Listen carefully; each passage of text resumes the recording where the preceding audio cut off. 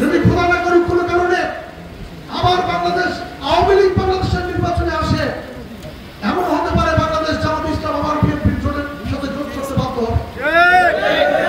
সংগ্রামী বন্ধুরা, আগামী জাতীয় নির্বাচন একটি বাংলাদেশের গুরুত্বপূর্ণ নির্বাচন।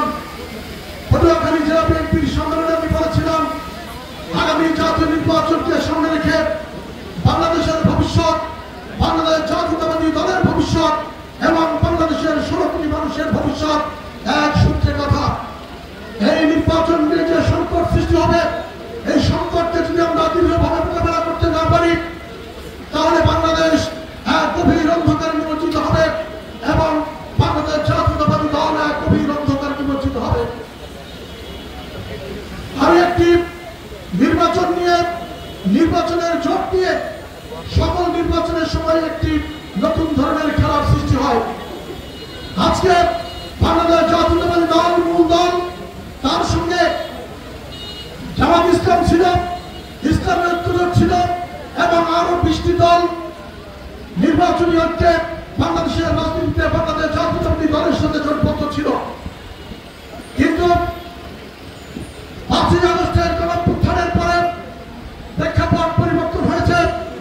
নতুন কিছু রাজনৈতিক দল বিএনপির সাথে এসেছে এবং নতুন কিছু রাজনৈতিক দল বাংলাদেশ জাতীয়তাবাদী দলের বিপক্ষে অবস্থান নিয়েছে।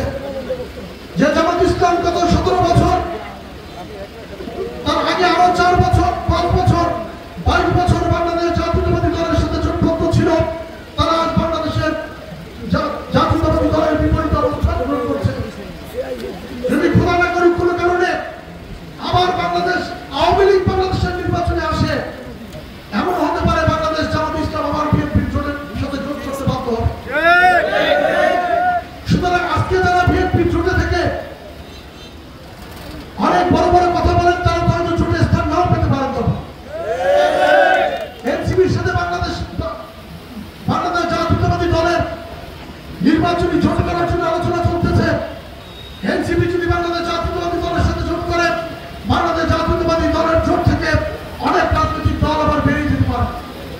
সুতরাং জোট, নট এবং ভোট যাই হোক, বাংলাদেশ জাতীয়তাবাদী দলকে ঐক্যবদ্ধ হতে হবে, সেটি হচ্ছে সবচেয়ে বড় কথা। আমরা এই বাংলাদেশ জাতীয়তাবাদী দল গলাচিপা দশমিনায় গত 46 বছর ধরে আমরা এমপি নির্বাচিত হতে পারিনি। যদিও আমাদের প্রিয় নেতা শহীদ আলহাজ শাহজাহান খান 1996 সালে মাত্র 17 দিনের জন্য নির্বাচিত হয়েছিলেন। আপনাদের উন্নয়নের জন্য, আপনাদের ভাগ্যের পরিবর্তনের জন্য ন্যূনতম ভূমিকা রাখার আগেই সেই সংসদ ভেঙে যায়। সুতরাং আমরা আপনাদের প্রত্যাশা পূরণ করতে পারি নাই।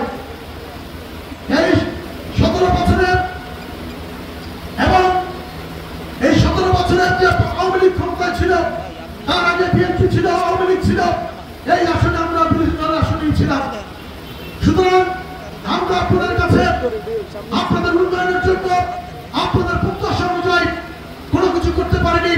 ব্যক্তিগতভাবে চেষ্টা করেছি আপনাদের পাশে দাঁড়ানোর, আপনাদের সন্তানদের পাশে দাঁড়ানোর।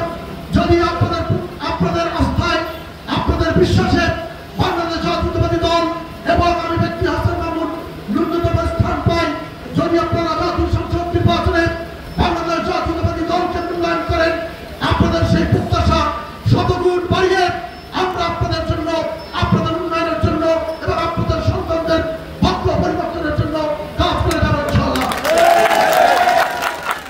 আমরা এই বাংলাদেশ জাতীয়তাবাদী দল, বিশেষ করে আমি চরকাজল, চরবিশ্বাস এবং চরসীমা সাংগঠনিক ইউনিয়নের নেতৃবৃন্দের সঙ্গে কথা বলেছি। যদি আপনারা এই 2 চর এবং এই জনগণ